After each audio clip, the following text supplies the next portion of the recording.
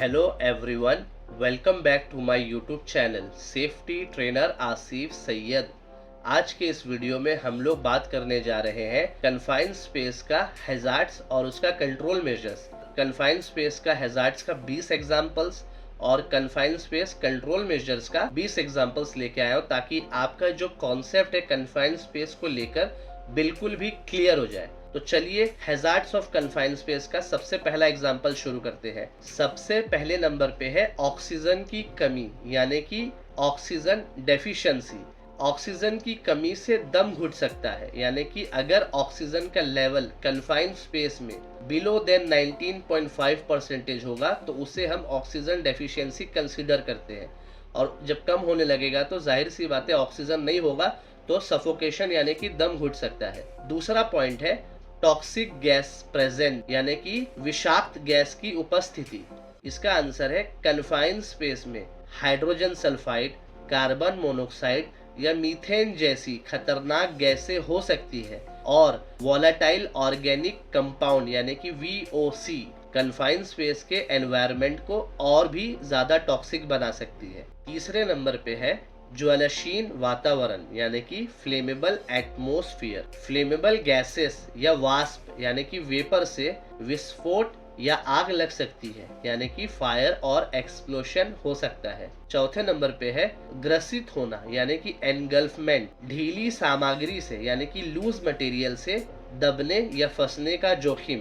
पांचवा नंबर है खराब प्रकाश यानी कि पुअर लाइटिंग, पुअर विजिबिलिटी से दुर्घटना का जोखिम यानी कि रिस्क ऑफ एक्सीडेंट बढ़ जाता है। छठे नंबर पे आएगा विद्युत खतरे यानी कि electrical hazards, live electrical wires and equipments के कांटेक्ट में आने का रिस्क यानी कि जीवित विद्युत तारों या उपकरणों के संपर्क में आने का जोखिम, इलेक्ट्रिक्यूशन हैजार्ड हो सकता है। सातवें नंबर पे है तापमान चरम यानी कि टेम्परेचर एक्सट्रीम्स, बहुत ज्यादा गर्मी या ठंड से स्वास्थ्य समस्याएं यानी कि हेल्थ इश्यू हो सकती है, जैसे हाई टेम्परेचर कन्फाइंड स्पेस में हीट रिलेटेड इलनेस का कारण बन सकती है, यानी कि हीट रिलेटेड बीमारियां हो सकती है। और कोल्ड स्ट्रेस का एक्सट्रीम लो टेम्परेचर से हाइपोथर्मिया हो सकता है।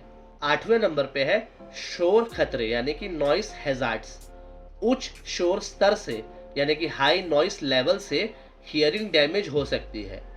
9वें नंबर पे है सीमित गति यानी कि लिमिटेड मूवमेंट, वर्कर्स की गति और किसी भी खतरों को देखकर जल्दी बच निकलने की क्षमता सीमित यानी कि लिमिटेड हो जाती है। मतलब मैंने कोई हैजार्ड्स देखा, अब मुझे बाहर निकलना है तो मेरा जो एबिलिटी टू मूव है ना वो रेस्ट्रिक्ट हो जाता है। 10वें नंबर पे है गिरती हुई वस्तुएं यानी कि फॉलिंग ऑब्जेक्ट, उपकरण या सामग्री के स्थान में गिरने का जोखिम यानी कि टूल्स या मटेरियल का कन्फाइंड स्पेस के अंदर गिर जाने का रिस्क। 11वें नंबर पे है रासायनिक संपर्क यानी कि केमिकल एक्सपोजर्स, यानी कि खतरनाक केमिकल के कांटेक्ट में आ जाना, ये भी एक हैजार्ड से कन्फाइंड स्पेस में। 12वें नंबर पे है संरचनात्मक दहना यानी कि स्ट्रक्चरल कोलैप्स, कन्फाइंड स्पेस की दीवारों या छत के ढहने का जोखिम यानी कि कन्फाइंड स्पेस वॉल्स और सीलिंग्स कोलैप्स होने का रिस्क। 13वां नंबर पे है पानी की संचाई यानी कि वाटर एक्यूमुलेशन, कन्फाइंड स्पेस में डूबने या फिसलने का जोखिम बढ़ जाता है। 14 नंबर पे है जैविक खतरे यानी कि बायोलॉजिकल हैजार्ड्स, हानिकारक हार्मफुल बैक्टीरिया या अदर बायोलॉजिकल एजेंट्स का प्रेजेंस यानी उपस्थिति, जैसे मोल्ड, बैक्टीरिया या वायरस जो इन्फेक्शन या रेस्पिरेटरी इलनेस यानी कि बीमारियों का कारण बन सकते हैं। 15वें नंबर पे आता है धूल और कण यानी कि डस्ट एंड पार्टिकुलेट्स, धूल के सांसों में जाने से श्वसन समस्याएं हो सकती है, यानी कि डस्ट को इनहेल करने से रेस्पिरेटरी प्रॉब्लम हो सकती है। 16वें नंबर पे है ऑक्सीजन अधिसंशोधन यानी कि ऑक्सीजन एनरिचमेंट, ज्यादा ऑक्सीजन लेवल फायर या एक्सप्लोशन का रिस्क बढ़ा सकता है। 17 नंबर पे है खराब वातावरण यानी कि पुअर वेंटिलेशन, पर्याप्त हवा संचार की कमी से हानिकारक गैसों या वाष्पों यानी कि वेपर्स का संचय हो सकता है, यानी इनएडिक्वेट एयर फ्लो से एक्यूमुलेशन ऑफ हैजार्डस गैस और वेपर हो सकता है। 18 नंबर पे है भौतिक खतरे यानी कि फिजिकल हैजार्ड्स।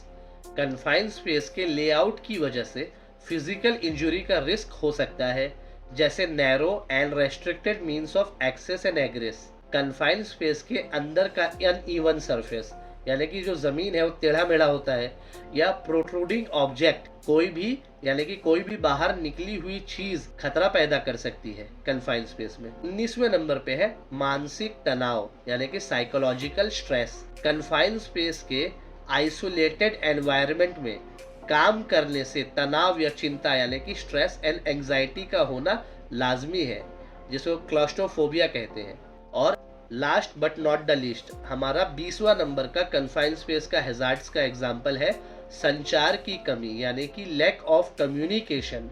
कन्फाइंड स्पेस के बाहर के वर्कर्स के साथ संचार में कठिनाई यानी कि कम्युनिकेशन में डिफिकल्टी, जो रेस्क्यू ऑपरेशन और कोऑर्डिनेशन में रुकावट पैदा कर सकती है। तो हमने अभी देखा हैजार्ड्स ऑफ कन्फाइंड स्पेस का 20 एग्जांपल्स। अब हम control measures of confined space का 20 एग्जांपल्स भी देख लेते हैं। सबसे पहला है वातावरणीय निगरानी यानी कि एटमॉस्फेरिक मॉनिटरिंग। ऑक्सीजन लेवल और टॉक्सिक या फ्लेमेबल गैस का रेगुलर मॉनिटरिंग करे ऑथोराइज गैस टेस्टर के द्वारा। दूसरे नंबर पे है वातन प्रणाली यानी कि वेंटिलेशन सिस्टम्स। प्रॉपर वेंटिलेशन को इंश्योर करे और सेफ एयर क्वालिटी को मेंटेन करे। थर्ड नंबर पे है परमिट टू वर्क सिस्टम यानी कि परमिट टू वर्क सिस्टम को इम्प्लीमेंट करे ताकि कंट्रोल किया जा सके entry and exit of personal, और ये इंश्योर करे कि सभी सुरक्षा जांच की गई है यानी कि सेफ्टी चेक परफॉर्म किया गया है। चौथे नंबर पे है आपातकालीन बचाव उपकरण यानी कि इमरजेंसी रेस्क्यू इक्विपमेंट। तो ये हमारा जो चौथा वाला कंट्रोल मेजर का 4.1 है स्ट्रेचर। क्यों चाहिए? घायल वर्कर्स के ट्रांसपोर्ट के लिए, यानी उठा के एक जगह से यानी घायल वाली जगह से उठा के दूसरी जगह लेके जाने फर्स्ट एड ऑफिस में या हॉस्पिटल में। 4.2 है हार्नेस, सिक्योर अटैचमेंट और रिट्रीवल के लिए यानी कि बाहर निकालने के लिए खींच के। 4.3 है क्रेन या ट्राइपॉड यानी वर्कर को सुरक्षित रूप से उठाने और उतारने के लिए, यानी जो उसने हार्नेस पहना है ना उसी से अटैच करके क्रेन की मदद से या तो ट्राइपॉड की मदद से बाहर निकाला जाता है। 4.4 में है SCBA काबा यानी कि self contain breathing apparatus. Oxygen की कमी वाले एनवायरनमेंट में ब्रीथेबल एयर प्रोवाइड करने के लिए। और 4.5 है फर्स्ट एड किट यानी कि इमीडिएट मेडिकल ट्रीटमेंट के लिए। ये सारे इमरजेंसी रेस्क्यू इक्विपमेंट उपलब्ध यानी अवेलेबल रहना चाहिए। 5वें नंबर पे है प्रकाश व्यवस्था यानी कि लाइटनिंग। कन्फाइंड स्पेस के अंदर विजिबिलिटी में सुधार के लिए पर्याप्त प्रकाश व्यवस्था स्थापित करें यानी कि एडुकेट लाइटिंग को इंस्टॉल करें। 6ठे नंबर पे है डी वाटरिंग प्रणाली यानी कि डी वाटरिंग सिस्टम। जमा हुआ पानी को हटाने के लिए पंप और ड्रेनेज सिस्टम का इस्तेमाल करें। 7th नंबर पे है शोर नियंत्रण यानी कि नॉइस कंट्रोल। कान की सुरक्षा प्रदान करे और शोर स्तर का मूल्यांकन करे यानी कि ईयर प्रोडक्शन प्रोवाइड करे और नॉइस लेवल असेसमेंट को कंडक्ट करे। 8वें नंबर पे है तापमान नियंत्रण यानी कि टेम्परेचर कंट्रोल। गर्मी और ठंड के तनाव को मैनेज करने के लिए जलवायु नियंत्रण प्रणाली यानी कि क्लाइमेट कंट्रोल सिस्टम का इस्तेमाल करें। 9th नंबर पे है सुरक्षात्मक अवरोधक यानी कि प्रोटेक्टिव बैरियर्स। एनगल्फमेंट और फॉलिंग ऑब्जेक्ट को प्रिवेंट करने के लिए बैरियर्स इंस्टॉल करें। 10वें नंबर पे है PPE यानी कि personal protective equipment. Chemical resistant gloves, respiratory protection और हीट रेसिस्टेंट क्लोथिंग जैसे एप्रोप्रिएट PPE का इस्तेमाल करें। 11वें नंबर पे है प्रशिक्षण यानी कि training. Confined space entry procedure और इमरजेंसी रिस्पांस पर कॉम्प्रिहेंसिव ट्रेनिंग प्रोवाइड करें। 12वें नंबर पे है लॉकआउट टैग आउट प्रोसीजर्स यानी कि लोटो प्रोसीजर्स। कन्फाइंड स्पेस एंट्री से पहले सभी ऊर्जा स्रोतों यानी कि एनर्जी सोर्सेस को डी एनर्जाइज और सुरक्षित सिक्योर्ड करें। 13वां नंबर पे है नियमित उपकरण निरीक्षण यानी कि regular equipment inspection. Confined space में उपयोग यानी कि कन्फाइंड स्पेस में यूज किए गए उपकरणों की यानी कि टूल्स एंड इक्विपमेंट्स की नियमित रूप से रख रखाव और निरीक्षण करें यानी कि टूल्स एंड इक्विपमेंट्स की रेगुलर मेंटेनेंस और इंस्पेक्शन कंडक्ट करें। 14 नंबर पे है आदर्श उपकरण यानी कि एर्गोनॉमिक टूल्स। शारीरिक तनाव और चोट के जोखिम यानी कि फिजिकल स्ट्रेन और इंजरी के रिस्क को कम करने के लिए डिजाइन किए गए उपकरणों यानी टूल्स का इस्तेमाल करें। 15 नंबर पे है होल वॉचर अटेंडेंट, एक समर्पित व्यक्ति यानी कि एक डेडिकेटेड पर्सन जो कन्फाइंड स्पेस की गतिविधियों की निगरानी करता है, जो कन्फाइंड स्पेस की एक्टिविटीज को मॉनिटर करता है, संचार बनाए रखता है यानी कम्युनिकेशन मेंटेन रखता है और confined space entry and exit का लॉक रखता है। यानी कि एक फायर वॉचर या होल वॉचर अटेंडेंट होगा, वो कन्फाइंड स्पेस के बाहर खड़ा होगा, जो भी अंदर जा रहा है और अंदर से जब निकल रहा है उसका सिग्नेचर वगैरह लेगा, कब एंट्री हुआ कब आउट हुआ, ये सारे को लॉकशीट बोलते हैं। वो सारा का सारा चीज मेंटेन करेगा और अंदर वाले लोगों से जो वर्कर्स काम कर रहे हैं उससे कांटेक्ट बनाएगा, कम्युनिकेशन बनाएगा। और ये फायर वॉचर कभी भी कन्फाइंड स्पेस के अंदर उसको जाना अलाउड नहीं है, वो बाहर ही खड़ा रहेगा। 16 नंबर का पॉइंट है संचार उपकरण यानी कि कम्युनिकेशन डिवाइसेस।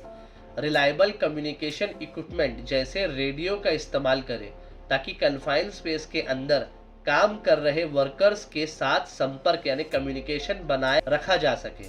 17 नंबर पे है आपातकालीन प्रतिक्रिया योजना यानी इमरजेंसी रिस्पांस प्लान।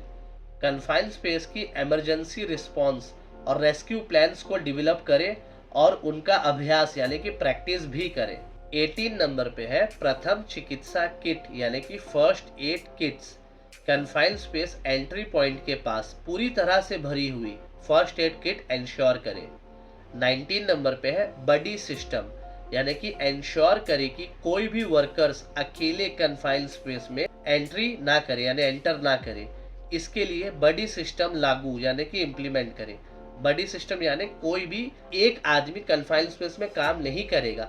हो सकता है कोई डर के वजह से या हार्ट अटैक या कोई उसको परेशानी हो रही होगी, उसको सांस लेने में तकलीफ हो रही होगी, तो वो कोई दूसरा बंदा रहेगा तो वो बता सकता है बाहर जो खड़े अटेंडेंट को, फायर वॉचर को। लेकिन एक ही आदमी जा रहा है, उसको कुछ हो गया तो उसको बचाने वाला फिर कौन है, इसीलिए बडी सिस्टम होना चाहिए। 20वें नंबर पे है नियमित ड्रिल्स यानी कि regular drills. Regular safety drills को कंडक्ट करें ताकि वर्कर्स आपातकालीन प्रतिक्रियाओं से परिचित हो सके यानी कि इमरजेंसी प्रोसीजर से फेमिलियर हो सके। तो ये था 20 control measures of confined space. उम्मीद करता हूँ कि आपको कन्फाइंड स्पेस का हैजार्ड्स और कंट्रोल मेजर्स का कॉन्सेप्ट बहुत ही अच्छे से समझ में आ चुका होगा। इस वीडियो को देखने के लिए बहुत बहुत शुक्रिया। अगर आपको ये वीडियो पसंद आया तो लाइक बटन को दबाना बिल्कुल भी ना भूलें। चैनल को सब्सक्राइब और बेल आइकन को प्रेस कर लीजिएगा ताकि और भी ऐसे इंपॉर्टेंट टॉपिक्स आपको मिलते रहें। तो मिलते हैं किसी और वीडियो में किसी और न्यू टॉपिक के साथ। तब तक के लिए goodbye and take care.